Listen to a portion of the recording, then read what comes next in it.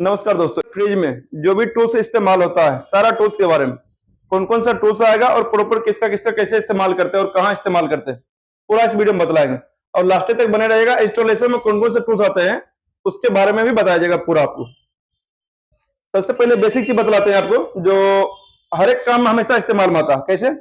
जैसे आपका ये जो हैमर हो गया, जहां पर भी ठोकना है और जहां पर अधिक पावर की जरूरत है तो वहां पे इस हैमर की जरूरत पड़ेगा, यानी कि हथौड़ी का।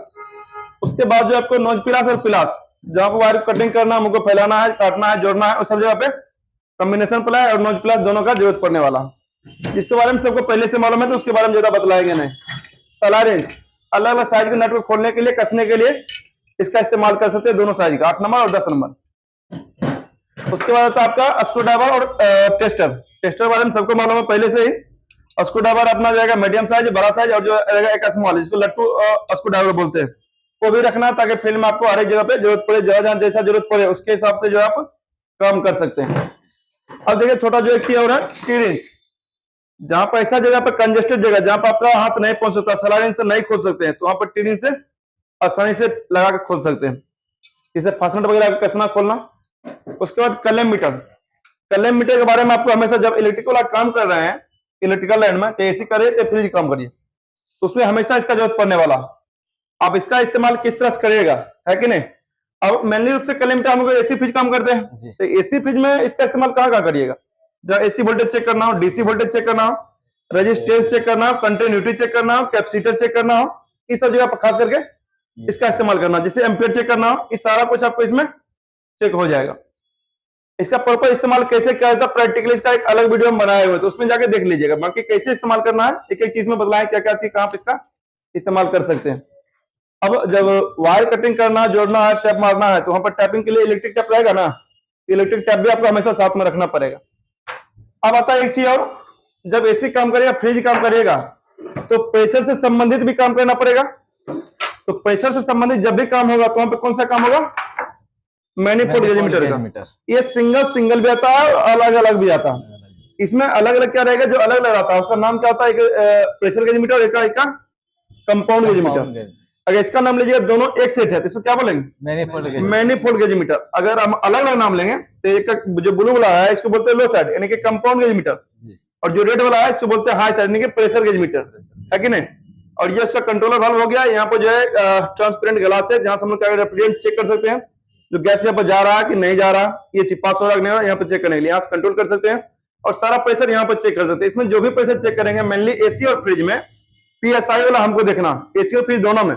बाकी इसका और भी यूनिट इसमें है, इसका वीडियो एक प्रॉपर हम अलग बनाए हुए हैं।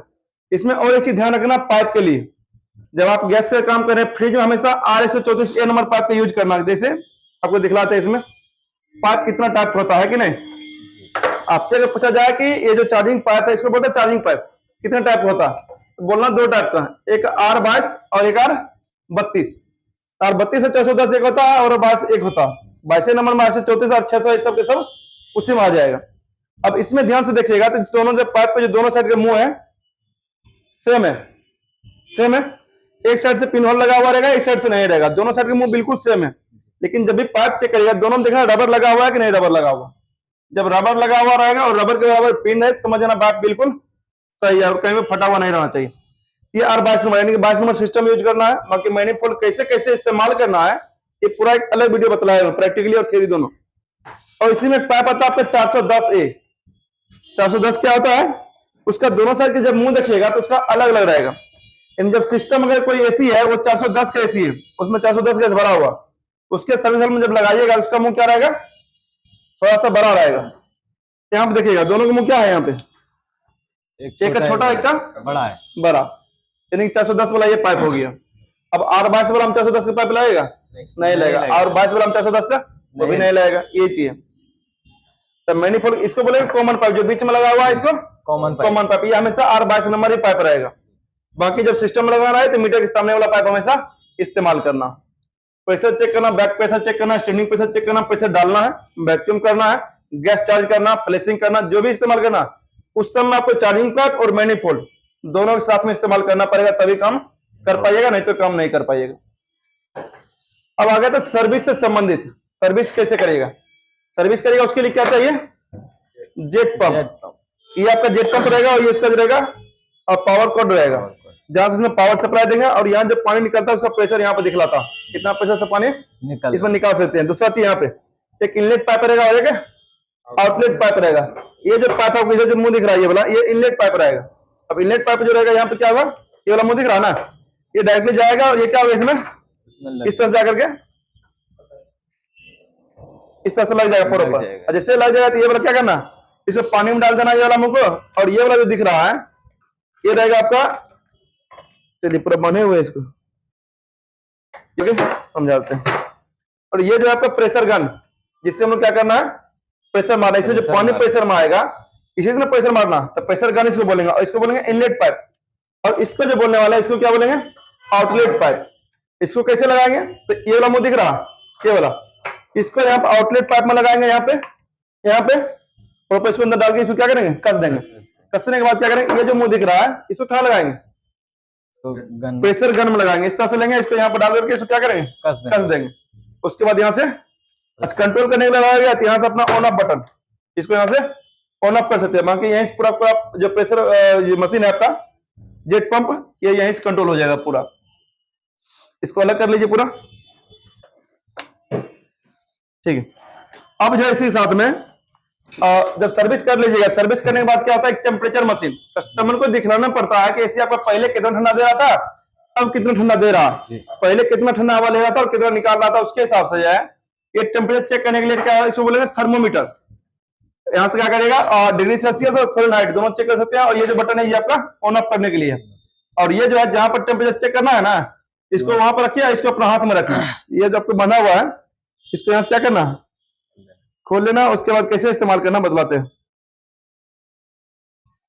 ये जैसे इतना बड़ा मान हमको क्या करना है कि एसी जो है, जैसे एसी मान लीजिए, एसी का आउटपुट टेम्परेचर कर, जैसे इनपुट और आउटपुट, तो जहां मान लीजिए एक जगह से जहां से हवा ले रहा और इस जगह से हवा निकल रहा, दोनों के बीच का जो टेम्परेचर होता है उसको बोलते हैं ग्रिल टेम्परेचर। इनपुट एयर जहां से ले रहा वहां पर रखेंगे तो यहाँ पे दिखलाएगा, हाँ चले इनपुट जो टेम्परेचर ले रहा है एसी वो 36 डिग्री, और ठंडा हवा जहां से दे रहा जब वहां पर रखेंगे इसको तो दिख रहा है भाई यहाँ पे दे रहा 15 डिग्री। बस समझ में आ गए, जितना भी इनपुट रहेगा आउटपुट रहेगा वो टेम्परेचर यहाँ पे दिखला देगा, ठंडा हवा दे रहा कि नहीं दे रहा उसके आधार पर, है कि नहीं। ये तो आपका थर्मोमीटर। उसके बाद जो आपका बचता है इधर से, अभी तो मतलब मैनिफोल्ड गेज मीटर। अगर प्रेशर डालना है लीकेज पता करने के लिए, वैक्यूम करना है, गैस चार्ज करना है कि नहीं, अलग अलग सिस्टम जो यूज करना है वो पूरा आपको ये मशीन रहेगा इधर। अब इधर ध्यान से देखेंगे तो सबसे पहला जो मशीन आपको इधर दिखेगा, बाकी और भी ढेर सारे टूल्स है उसके बारे में बतलाएंगे आगे। तो सबसे पहले रोटरी कंप्रेसर है। अगर आपको जल्दी प्रेशर डालना है, हेवी मशीन है आपका, उसमें रोटरी कंप्रेसर इस्तेमाल करेंगे, जल्दी से जल्दी प्रेशर चला जाएगा और तुरंत वैक्यूम भी कर लेंगे। जैसे ये आपका हार्मेटिक कंप्रेसर है, यहाँ पे देखेंगे पिन होल लगा हुआ है, इसमें भी देखेंगे ये आपका रोटरी कंप्रेसर है, दोनों पिन होल लगा हुआ। इसका पावर टर्मिनल है, यहाँ पे जब पावर सप्लाई देंगे तो क्या करेगा, पतला वाला जो पाइप है यहाँ से प्रेशर निकलेगा और मोटा वाला से खींचेगा। ये भी अपना वैक्यूम मशीन का ही काम करेगा और प्रेशर डालने के लिए प्रेशर मशीन का भी काम करेगा। इससे प्रेशर डालेंगे, इससे वैक्यूम करेंगे, इससे काम कर लीजिएगा, इससे जल्दी हो जाएगा। अगर इससे आपको लगेगा 15 मिनट तो इससे आपका 10 मिनट में काम खत्म, उससे पहले हो जाएगा इससे काम खत्म। ये हो गया रोटरी मशीन। और ये आएगा आपका हार्मेटिक। अब हार्मेटिक मशीन में देखेंगे, हार्मेटिक कंप्रेसर में इसमें 3 पाइप रहेगा। एक पाइप को पहले क्या किया है, ब्रीजिंग करके इसको मुंह को बंद कर दिए, पिंच कर दिए। अब बचता है 2 पाइप बचता है, एक मोटा वाला सेक्शन और पतला वाला डिस्चार्ज। इसमें क्या करते हैं, मोटा वाला से गैस खींचता है, पतला वाला से छोड़ता है। डिस्चार्ज से गैस बाहर निकलेगा, सेक्शन से गैस अंदर खींचेगा लो प्रेशर से, और हाई प्रेशर से गैस बाहर निकलेगा। यहाँ से प्रेशर डालना है, लीकेज पता करना है और यहाँ से वैक्यूम करना। जब जैसा इस्तेमाल होगा उसके हिसाब से इसका इस्तेमाल कर सकते हैं। इससे दोनों कर सकते हैं, यानी अभी जो बताए रोटरी कंप्रेसर, हार्मेटिक कंप्रेसर, इससे क्या करना, वैक्यूम भी कर सकते हैं और प्रेशर डाल के लीकेज भी खोल सकते हैं, दोनों काम कर लीजिएगा। लेकिन उसी में एक मशीन जो आता है प्रॉपर वैक्यूम के लिए सिर्फ आता है, जो ये मशीन आपको दिख रहा होगा। इसमें क्या होता है, यहाँ पर क्या लिखा हुआ एयर, ये इसका रहेगा पावर टर्मिनल, ये नहीं रहेगा, इसका जो पावर टर्मिनल है आपका ये रहा। यहाँ से पावर सप्लाई दीजिएगा तो इसको देखेगा इधर से पीछा से ऑन ऑफ यहाँ से कर सकते हैं। और दूसरा चीज यहाँ पे देखिएगा, यहाँ पे एयर लिखा हुआ, एयर यहाँ से बाहर निकले। अच्छा, इसका एयर बाहर निकलने लिखा हुआ, इसको ये नहीं तो पूरा खोल देंगे, पूरा खोलना नहीं है, इसको फंसा देना है और क्या करना, हल्का से खोल करके छोड़ देना। पूरा भी टाइट नहीं किया लेकिन हल्का ढीला करके इसको छोड़ दिया।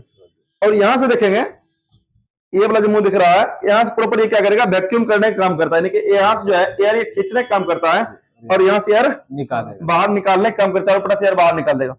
और इस साइड एक चीज और दिख रहा है यहाँ पे, यहाँ से क्या करना है, ऑयल चार्ज करने का यहाँ पे काम करना। यहाँ से हर एक 100 मशीन 150 मशीन जो वैक्यूम कर लेते हैं, आप ऑयल को बदल देना होता है। ऑयल कैसे बदलिएगा, यहाँ से आप ऑयल चार्ज कर दीजिएगा इस जगह से, ठीक है। यहाँ से ऑयल चार्ज कर दे रहा है, मन है तो इसके नीचे दिख रहा होगा एक नट दिख रहा है यहाँ पर, इसको खोलेंगे तो यहाँ से क्या होगा, पूरा ऑयल यहाँ से बाहर निकाल लीजिएगा, ठीक है। अब मन है तो इधर से भी बाहर निकाले, उससे कोई दिक्कत नहीं है, नीचे से निकालिएगा, सारा कचरा भी जो जमा हुआ है ना वो भी नीचे से बाहर निकल जाएगा, नहीं तो डायरेक्ट पलटिएगा, फिर वही नीचे वाला कचरा जो रहेगा वो नीचे सटा हुआ रह जाएगा, ऊपर ऊपर बाहर नहीं निकलेगा, लेकिन जो ऑयल के साथ रहेगा। तो इसको हम लोग क्या करते हैं, इसको पहले बंद कर देते हैं, काम हो जाएगा इसका ऑयल। तो यहाँ पर देखेंगे ऑयल तो यहाँ पे दिखलाएगा पूरा, और काला काला ऑयल हो जाएगा या पीला टाइप पड़ जाएगा, नहीं तो ऐसे जब फ्रेश रहेगा तो पूरा व्हाइट रहेगा ऑयल, तो समझ जाना बिल्कुल सही है।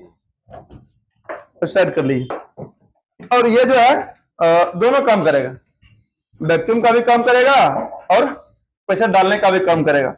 इसका पावर कोड देखेंगे तो ये बड़ा है यहाँ पे, और यहाँ से क्या करेगा, इसका जो पावर इस साइड देखेंगे आप लोग, यहाँ से क्या करेंगे, इसका पावर सप्लाई दे देंगे इस तरह से।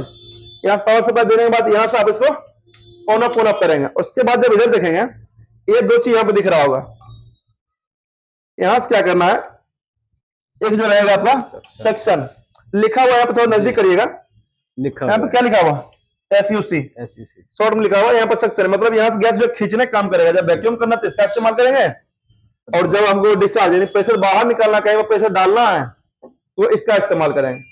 क्लियर है, ये दोनों काम करेगा, ठीक है ना। इसको बोलते हैं डबल स्टेज, अभी ये बहुत मार्केट में चल रहा है। पहले जो डबल स्टेज मिलता था 20,000 डायरेक्ट, और ये जो भी मिल जाएगा 7,000 8,000 में आसानी से मार्केट में मिल जाएगा। इसको यहां से अलग कर लीजिए। अब देखेंगे आगे तो थोड़ा सा कुछ टूल्स मशीन है जो मशीन को चालू करने के लिए, कुछ डीसी मोटर वगैरह होता है जिसको आप डायरेक्ट चालू नहीं कर सकते है कि नहीं। तो ये मशीन आप देखेंगे तो सबसे पहला मशीन है, ये आपका यूबीडब्ल्यू टेस्टर है। अब इसका क्या काम है, यूबीडब्ल्यू टेस्टर है। दूसरा एक और चीज है कम्युनिकेशन के लिए। आप इन्वर्टर सिम क्या होता है, कम्युनिकेशन चलता है, जो पहले से पढ़ा गया कम्युनिकेशन कितना टाइप होता है, कैसे फॉल्ट पकड़ना है कि नहीं, क्या क्या प्रॉब्लम हो सकता। तो ये दोनों चीज पकड़ लेगा। अगर यूबीडब्ल्यू कोई मोटर है, जैसे कंप्रेसर के लिए जो पीसीबी पावर सप्लाई छोड़ता है, वो प्रॉपर पावर सप्लाई छोड़ रहा कि नहीं छोड़ रहा, लगातार दे रहा कि नहीं दे रहा, सिग्नल दे रहा कि नहीं दे रहा, उसके लिए इस मशीन का इस्तेमाल कर सकते हैं यूबीडब्ल्यू टेस्टर का। कैसे, इसमें देखेंगे टोटल जो है यहाँ पे 3 बार निकल रहा होगा, यहाँ से 1 2 3 निकल रहा ना इस साइड में। इस तीनों बार क्या करना है, चलिए इसको हम थोड़ा आपको दिखलाते हैं। ये 3 बार अलग दिख रहा है और 2 बार अलग जो रहेगा। 3 बार को एक जगह रखना और 2 बार को 2 बार यहाँ पे देखिएगा जैक जो है। चलिए इसको फाड़ देते हैं तो आपको दीजिएगा बेहतर तरीका से। नया वॉशिंग में ये बनाते हैं पूरा मशीन, और पूरा सक्सेसफुल है, कोई दिक्कत इसमें नहीं है। अब यहाँ पे आपको दिख रहा होगा ये 3 बार एक साथ है जो यूबीडब्ल्यू है, और ये 2 बार एक साथ है जो कम्युनिकेशन के लिए, न्यूट्रल और कम्युनिकेशन के लिए, जो न्यूट्रल और कम्युनिकेशन होता है उसके लिए होता है। अब ये जो 3 बार है क्या लगाना है, यूबीडब्ल्यू पे पीसीबी जो पावर सप्लाई छोड़ रहा है ना, इसको डायरेक्टली वहीं पे लगा देना और मशीन को चालू कर देना। जब मशीन चालू होगा यूबीडब्ल्यू कंप्रेसर के लिए, यूबीडब्ल्यू मोटर के लिए, लगातार अगर मशीन पीसीबी आपको पावर सप्लाई छोड़ रही है 6 ऑलरेडी क्या होगा, बारी बारी से बिलिंग करते रहेगा बारी बारी से, तो समझ जाना मेरा पीसीबी सही है। अगर लगातार बिलिंग नहीं कर रहा, समझ जाना पीसीबी खराब है। उसी तरह कम्युनिकेशन के लिए जब इसका यूज करिएगा तो लाइट यहाँ पे क्या होगा, बिलिंग करना शुरू कर देगा, समझ जाना कि कम्युनिकेशन हो रहा। अगर बिलिंग नहीं कर रहा, कहीं पर रुक गया या फिर जल ही नहीं रहा, समझ जाना कम्युनिकेशन जीरो क्रॉसिंग है तो लाइट ना जलेगा। अगर कहीं पर रुक गया तो कोई लाइट लगातार जलते रह जाएगा। जब कम्युनिकेशन क्या बदला है, हाँ नहीं, वोल्टेज हमेशा फ्लक्चुएशन होना चाहिए। और ये जो मशीन आपको ये डीसी सिर्फ डीसी मोटर के लिए, पावर सप्लाई दीजिए, यहाँ से डीसी मोटर को हाई स्पीड यानी कि स्पीड कंट्रोल कर सकते हैं, यहाँ से ऑन ऑफ कर सकते हैं, और यहाँ से जो है वो यानी कि रेड ब्लैक, और उसको क्या था व्हाइट वायर होता है, व्हाइट वायर की जगह पे यहाँ पे ग्रीन वायर दे दिया गया, बाकी सारा वही है, ब्लू वायर रहेगा, येलो वायर रहेगा। बस सब बार क्या करना, उसके जो मोटर रहेगा, मोटर रहता है, उस मोटर के जैक में खाली जाना है और जैक को खोल लेना, उसमें फंसा देना, और डीसी मोटर डायरेक्ट यहाँ से आपको बोले डीसी मोटर कैसे चेक करेगा सही है कि नहीं, प्रॉपर आप मल्टीमीटर से नहीं चेक कर पाइएगा, पावर सप्लाई देगा कि चेक कर पाइएगा कि नहीं। इसीलिए यूबीडब्ल्यू डायरेक्ट चलाने के लिए मशीन बनाया गया। इस मशीन क्या करना, बस ये जो पांचों वायर है, पांचों वायर यूबीडब्ल्यू मोटर में लगा देना। कौन वायर कहां लगा, कलर कोड दिया हुआ, वोल्टेज के हिसाब से अपन लगा देना। जैसे लगा दीजिएगा, यहाँ से डायरेक्ट स्पीड कंट्रोल कर सकते हैं, यहाँ से ऑन ऑफ कर सकते हैं, यहाँ से पावर सप्लाई देके चला सकते हैं डायरेक्ट। इससे सबसे बेस्ट हो जाता है यानी कि डीसी मोटर चलाने के लिए 5 वायर वाला। और ये जो मशीन है आपका, इसमें सभी तरह मोटर है, चेक कर सकते हैं। इसमें क्या होगा, अच्छा इसमें जितना भी मशीन हम दिखलाए हैं ये सबके सब खुद से अपन डिजाइन किया जाता है कोचिंग में, इंडियन टेक्निकल ट्रेनिंग सेंटर में। अब यहाँ पे अभी जो बतलाए थे यूबीडब्ल्यू, यूबीडब्ल्यू यहाँ पे दिख रहा है, बस यूबीडब्ल्यू तीनों में कहीं पे भी लगा दीजिए और ये 6 एलईडी जो है यहाँ पे बिलिंग करना शुरू कर देगा यूबीडब्ल्यू मशीन के लिए।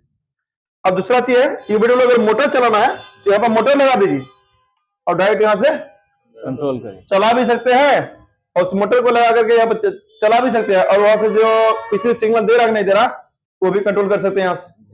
दूसरा देखेंगे यहाँ पे तो एसी मोटर, कॉमन स्टार्टिंग होता है ना, 3 वायर वाला, डायरेक्ट यहाँ से चला सकते हैं। पीजी मोटर, एसी पीजी जिसको बोलते हैं या डीसी पीजी, यहाँ से उसको चला सकते हैं। कैसे, एसी मोटर है सिर्फ ये 3 बार यूज करना, अगर पीजी मोटर है तो 3 बार एसी और 3 बार डीसी, तो 3 बार डीसी के यहाँ पर लगाना और 3 बार एसी का यहाँ लगाना, कॉमन स्टार्टिंग पता करके, और यहाँ से उसका स्पीड को कंट्रोल कर सकते हैं। अब अगर डीसी मोटर बीएलडीसी है ना 5 वायर वाला, तो यहाँ पर रेड ब्लैक व्हाइट येलो और ब्लू सबका वोल्टेज यहाँ पे लिखा हुआ है, उसके हिसाब से चालू करिएगा और यहाँ से चलाइएगा, उसके हिसाब से यहाँ से स्पीड को कंट्रोल कर सकते हैं और यहाँ से 5 वायर को जैक मोटर को डायरेक्ट चला सकते हैं। इसमें सबसे आसान हो गया। अब जो है अगर ये मशीन चाहिए तीनों में से कोई भी, तो आप जो है डायरेक्ट जो नंबर डिस्प्ले शो कर रहा उस पर मैसेज करिएगा, अगर होगा तो आपको भेज दिया जाएगा। उसके बाद आता है छोटा मोटा टूल्स, इधर से देखिएगा, पहले इसके बारे में लास्ट में बतलाएंगे, पहले इधर समझ लीजिए। अच्छा अभी बतला वैक्यूम करना, गैस चार्ज करना, प्रेशर डालना, लीकेज पता करना, तो गैस चार्ज भी करना पड़ता है। तो गैस चार्ज करना पड़ता है, उसके लिए क्या यूज करिएगा, रेफ्रिजरेंट सिलेंडर बोलेंगे। इसमें पहले से गैस भरा हुआ है, इसको क्या बोलेंगे, रेफ्रिजरेंट सिलेंडर। और ये जो है इसका सिलेंडर वाल्व, ये बाहर से लगाना पड़ता है, बाहर से लगाना पड़ता है कि नहीं। तो इसमें क्या सिलेंडर वाल्व के साथ में इसका तो बल्ब रहेगा, पहले यहां पर लगाइए तो थोड़ा सा,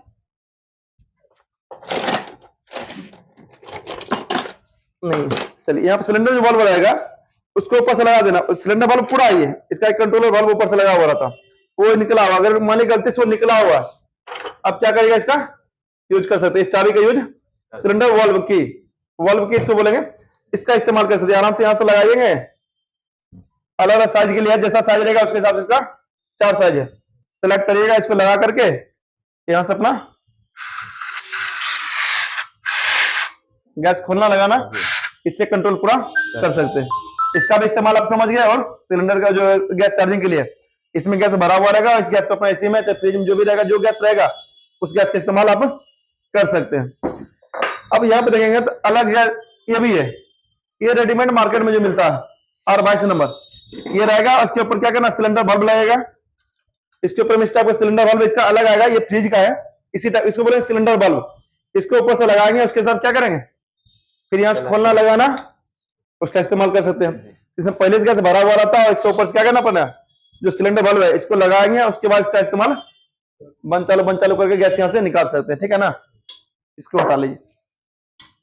अब वहां पर देखेंगे थोड़ा सा इधर फलेरिंग टूल्स, जब पाइप को हमको जोड़ना रहे बिना ब्रिजिंग के सहायता से, अगर ब्रिजिंग से जोड़ना तो ब्रिजिंग करना पड़ेगा, और ब्रिजिंग मतलब क्या, दो पाइप को ब्रिजिंग हिट मार करके जोड़ना पड़ता, लेकिन बिना ब्रिजिंग के जो पाइप को जोड़ना है उसके लिए क्या करना पड़ता, फ्लेट बनाना पड़ता।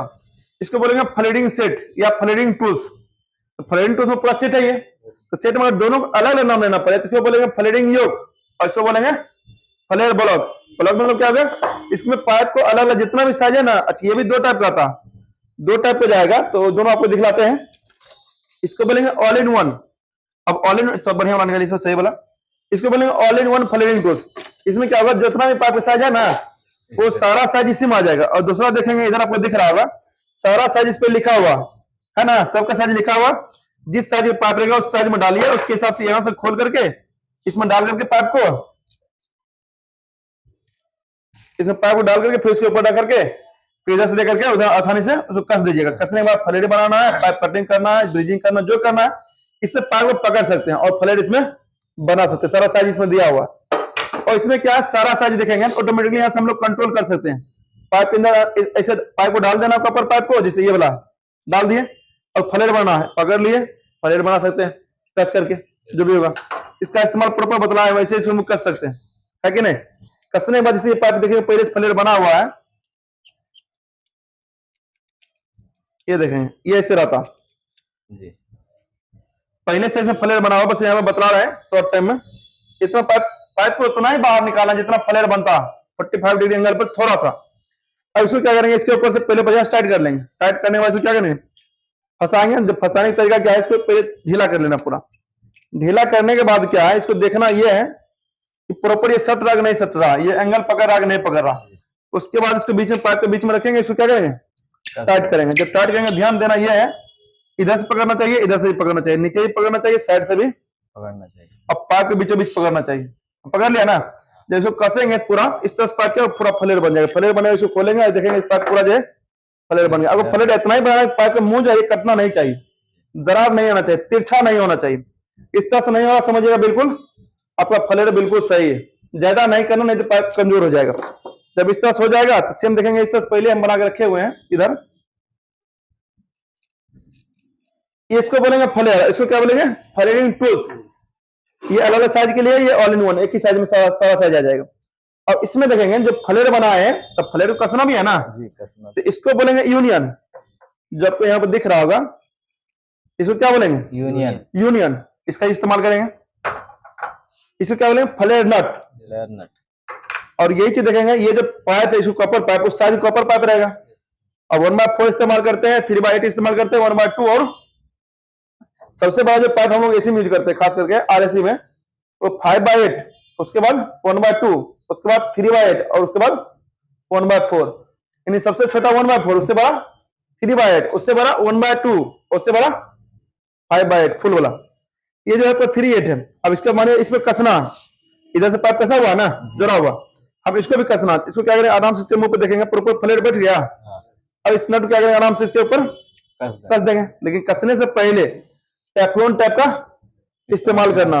जो टेफ्लॉन टैप आपको यहाँ पे दिख रहा होगा, इसको इस तरह से बाहर निकालेंगे, कोई इस पे कस लेंगे। इस पे जो टेफ्लॉन टैप है, इसके ऊपर क्या करेंगे, लपेट देंगे। लपेटने के बाद इसको तोड़ लेंगे। तोड़ने के बाद क्या करेंगे, इसके ऊपर आराम से टेफ्लॉन टैप को लपेट देंगे। लपेटने के बाद जो ये नट दिख रहा है, इसके नीचे भी लपेट देंगे टेफ्लॉन टैप को। लपेटने के बाद क्या करेंगे, इसको इस तरह दे करके टाइट कर देंगे। टाइट इतना ही करेंगे, फ्लेयर नट कटना नहीं चाहिए, फ्लेयर कटना नहीं चाहिए। कट इस तरह टाइट हो गया तो कुछ हिलने वाला भी नहीं होगा, गैस लीकेज भी नहीं होगा। यही होता है फ्लेयर। फ्लेयर नट हो गया, और ये फ्लेयर हो गया। और जिसपे कसे हैं उसको यूनियन बोलेंगे। बस उस साइज के अनुसार होना चाहिए। जैसे मान लीजिए हाफ का है, हाफ का यूनियन, हाफ का फ्लेयर नट, और इसमें जो फ्लेयर बनाएंगे पाइप को, तो हाफ का कॉपर पाइप, समझे। इस तरह से हम लोग इसमें ऊपर लगाते हैं। और ये जो देखेंगे, इसका इस्तेमाल बढ़िया से आप लोग समझ लीजिए। आप लोगों के लिए नया हो सकता है, केंटॉप बल्ब या रिटेंशन बल्ब इसको बोलेंगे। क्या बोलेंगे, केंटॉप बल्ब या रिटेंशन बल्ब। कैसे, ये भी आपको R410 और ये R22 दोनों का आता है। कैसे इस्तेमाल करना है, तो मैनिफोल्ड थोड़ा दीजिएगा, मैनिफोल्ड। और यहां पे देखेंगे कैसे इस्तेमाल करना। आप लोग को मालूम होगा कि अगर हम लोग मैनिफोल्ड जब लगाते हैं, सिस्टम में पाइप लगाते हैं, तो वहां पर क्या लगाने बाद क्या था, उसमें से गैस बाहर निकलता है। जब इस तरह पाइप लेके जाते हैं और पिन वाला साइड को जो पाइप को जब लगाते हैं सिस्टम में, तो लगाने के दौरान ढेर सारा गैस बाहर निकलता, और जब हम खोलते हैं उस दौरान भी ढेर सारा गैस बाहर निकलता। तो करना क्या हम लोगों को, तो उस चीज से बचने के लिए बहुत बार ये देखा गया कि हाथ जल जाता है, उसमें इतना ठंडा गैस रहता, उसकी वजह से हाथ जल जाता है, बहुत ज्यादा फोकट निकल जाता है। उससे सुविधा के लिए गैस भी नहीं निकले और हम प्रेशर भी चेक कर ले, आसानी से गैस भी बर्बाद नहीं हो, उसके लिए केंटॉप बल्ब आएगा। केंटॉप बल्ब या रिटेंशन बल्ब, ये दोनों साइज का आएगा। R22 के लिए भी आएगा, 410 के लिए भी आएगा। कैसे यूज करना है ये देखेंगे। आखिर हम लोग जिस समय पाइप लगाते हैं, तो लगाते समय उसका पिन दब जाता है। एसी का जो चार्जिंग पिन वाला होता है, सर्विस पिन वाला होता है, उसका पिन दब जाता है लगाते समय। और जिसमें कसाता नहीं, पिन दब गया, गैस अधिक मात्रा में बाहर निकल गया, तब तक कसते रहते हैं, हाँ तब तक जल जाता है कि नहीं। तो उसी सुविधा के लिए ये दिया गया। कैसे इस्तेमाल करना है ये देखेंगे। इसको पूरा खोल लेंगे। खोलने के बाद देखेंगे पिन वाल्व जो है, इसका पिन जो है पूरा अंदर चला जाएगा। इसमें भी देखेंगे इसका पिन बाहर में, अभी इसको खोलते हैं। अभी इसको खोलेंगे पीछा की तरफ, पिन अंदर चला जाएगा।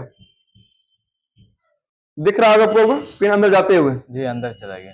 पिन जो है पूरा पूरा अंदर चला गया। अब पिन इसका दबेगा भी नहीं। इसको क्या करेंगे, जाएंगे पहले एसी सर्विस वाल्व उसमें कस देंगे पूरी तरह से, पिन वाल्व में कस दिए, जी उसका पिन तो दबा नहीं अभी, नहीं अभी तो नहीं गैस निकलेगा नहीं, जब गैस निकलेगा ध्यान जलेगा नहीं जलेगा। नहीं जलेगा। अब क्या करेंगे, इसको पहले हम इसमें कस लेंगे मैनिफोल्ड को, और इसमें कसा गया जी अब जैसे ही कसा गया, मान लीजिए ये एसी में लगा हुआ है, हाथ में लगा हुआ, मानो ना एसी में लगा हुआ, अब ये तो पिन दबा हुआ नहीं है, जब पिन दबा हुआ नहीं है तो गैस निकलेगा नहीं।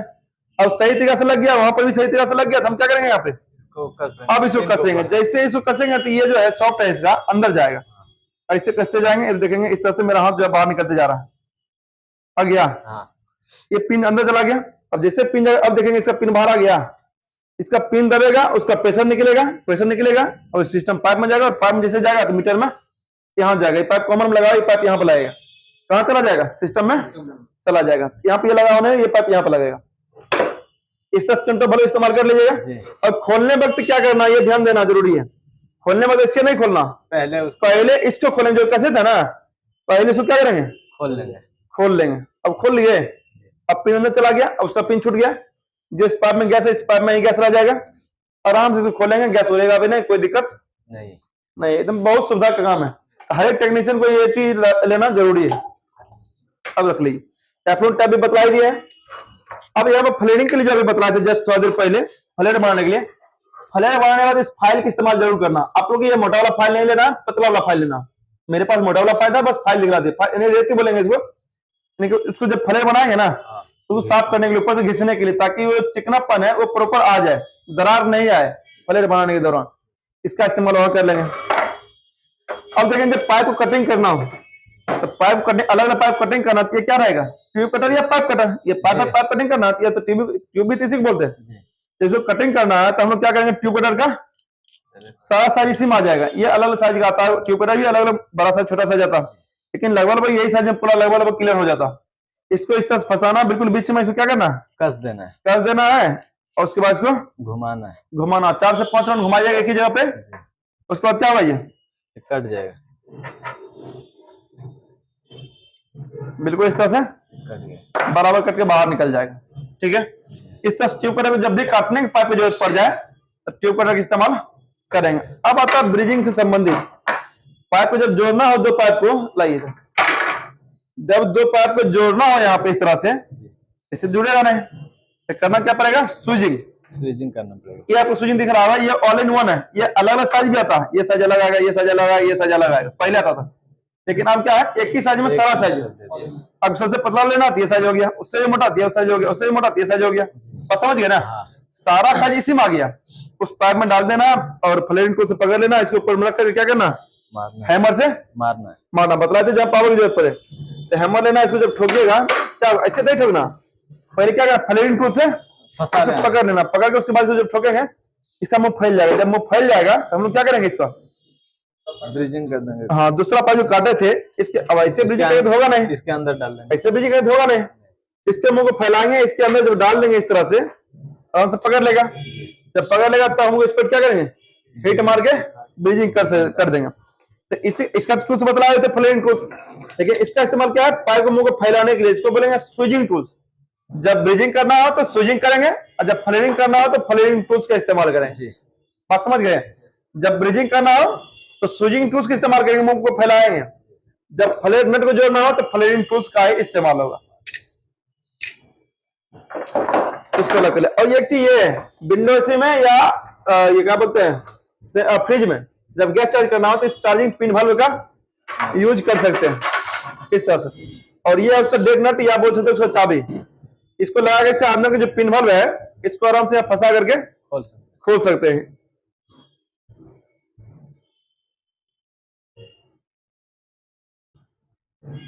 जब इस तरह फंस जाए क्या करना, पूरा पिन वाल्व को खोल लेना, टाइट करना पड़ेगा।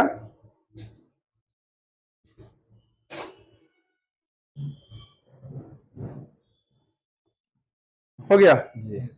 जब भी इसको लगाएंगे ध्यान देना, इसको पिन वाल्व को एकदम निकालना जरूरी है, अगर नहीं निकालते तो ये जो रेड वाला रबड़ दिख रहा ये प्रेशर को रोक के रखता, अगर ये जल गया समझिए प्रेशर, इसको लगाने के बाद क्या यहाँ प्रेशर निकलते रहेगा, फिर इसको लगाना इस तरह लगा देंगे और इसको इस तरह से घुमा देंगे, हो जाएगा पूरा ये, इसको ऊपर से लगा देंगे, इस तरह से क्लियर हो जाएगा। इसको बोलेंगे चार्जिंग पिन वाल या सर्विस वाल। ठीक है, अब आता है ब्रीजिंग के लिए। जब आप लोग ब्रीजिंग करेंगे तो ये इसका ब्रीजिंग गन का इस्तेमाल करेंगे। ये जो पूरा आपको दिख रहा है, ये क्या आता है? Bridging gun. Bridging gun. और ब्रीजिंग गन जब इस्तेमाल करेंगे तो इसको हिट मारने के लिए, जब हिट लाइट जलाएंगे तभी ना, तो इसका भी इस्तेमाल करेंगे। हम लोग क्या करेंगे, इसके साथ में चाहिए कि एलपीजी कैन। ये रहा तो एलपीजी कैन या ब्यूटेन कैन, इसी को बोलेंगे। इसको यहाँ से ढक्कन को इस तरह से बाहर निकालेंगे। जब बाहर निकालेंगे, इसको लगाने की विधि क्या है, ये जो आपको दिख रहा है ब्लैक और व्हाइट सिरा जो एक दूसरे के ऊपर चढ़ा हुआ, ब्लैक ब्लैक जो खाली जगह दिख रहा है ना, हाँ। खाली जगह पर होना चाहिए इस तरह से, ठीक है। वीडियो को लास्ट तक देखिएगा, लंबा हो सकता है लेकिन सारा जानकारी इसी वीडियो में आपको मिल जाएगा। खाली जगह पर रखेंगे, उसके बाद ये लॉक दिख रहा है, इसका सिलेंडर दिख रहा है, ये इसमें कटा हुआ रहेगा एलपीजी कैन में। बस ये जो है इसके कटा हुआ में डालना, और इसे डाल करके बस घुमा देना क्लॉकवाइज। प्रॉपर बैठ गया ये, बैठ गया सर। अब यहाँ से हम लोग क्या करेंगे, यहाँ से हम लोग कंट्रोल कर सकते हैं गैस निकालने के लिए। देख रहे हैं आपको आवाज जो है आ रहा होगा। जैसे गैस खोलेंगे यहाँ पे, उसके बाद लाइटर इस्तेमाल करेंगे, लाइटर को यहाँ पे जलाएंगे, क्या हुआ यहाँ से जलना शुरू हो जाए, उसके बाद हिट मार करके हम लोग ब्रीजिंग कर सकते हैं। हाँ, आगे कुछ जलने वाला सामान है, उसके लिए हम लोग क्या करेंगे, सेफ्टी गार्ड का इस्तेमाल करेंगे या ब्रीजिंग गार्ड का इस्तेमाल करेंगे। इसको कैसे इस्तेमाल करना, आगे इस तरह से लगा लेंगे, लगा लिए। लगाने के बाद हमने इस पाइप हमको जोड़ना, इसको बीच में रखेंगे ना, अब इस तरह से हिट मारेंगे तो आराम से हो जाएगा, और हिट कहीं जाएगा भी नहीं, ब्रीजिंग हो जाएगा। ये चीज है। इस सबका सेपरेट अलग अलग वीडियो बना हुआ, बस यहाँ पर अलग अलग टूल्स के बारे में थोड़ा सा बता रहे हैं, कहाँ पर किसका इस्तेमाल आएगा, तो समझ में आ गया होगा। अब इसको उधर रख दीजिए। इसमें लाइटर बतलाई दी आग जलाने के लिए। और ये फास्टनट, जब आउटडोर एसी में इंस्टॉल करिएगा, आउटडोर में जब इंस्टॉल करिएगा तो वहां पे इस फास्टनट का इस्तेमाल करेंगे आउटडोर का स्टैंड टांगने में। तो यहाँ पर दिख रहा होगा फ्रिज में जो इस्तेमाल करते हैं, बाकी सारा टूल्स तो फ्रिज में भी इस्तेमाल होगा। ये फ्रिज का गैस सिलेंडर है R600A रेफ्रिजरेंट। और ये जो सिलेंडर है, सिलेंडर वाल्व इसके ऊपर सिलेंडर पर लगाए हुए हैं, ये सिलेंडर वाल्व बजाएगा जो पहले भी बतलाए हुए हैं। अब इंस्टॉलेशन में जब आएंगे तो वहां पर आपको ध्यान देना है, पाइप को भी बेंड किया जाता है। तो पाइप को जब इंडोर लगाते हैं आउटडोर लगाते हैं, तो इंडोर और आउटडोर के बीच में क्या करते हैं, पाइप लगाते हैं ना जी। तो पाइप लगाने के लिए क्या करना पड़ता है, बहुत बार पाइप को बेंड करना पड़ता है। जब पाइप को बेंड करना पड़ता तो लीजिएगा, तो पाइप को बेंड करने के लिए दो टूल्स इस्तेमाल लेते हैं, या तो पाइप बेंडर, ठीक है, या तो स्प्रिंग बेंडर। इसको क्या बोलेंगे, स्प्रिंग बेंडर। स्प्रिंग बेंडर दो तरीका से इस्तेमाल होता है। एक तो होता है पाइप के अंदर डाल करके, ये पाइप है ना, तो हाफ का पाइप रहेगा तो इसके अंदर आसानी से चले जाता है, ये इससे जैसे पाइप है, ये हाफ का स्प्रिंग बेंडर है। एक पाइप के अंदर डाल करके, एक होता पाइप के बाहर डाल के। यानी इसको चाहेंगे पाइप के अंदर डाल देंगे, धीरे धीरे अच्छे से मोड़ करके इस तरह से क्या करेंगे, पाइप को आराम से मोड़ सकते हैं जिससे पाइप पिंच नहीं हो।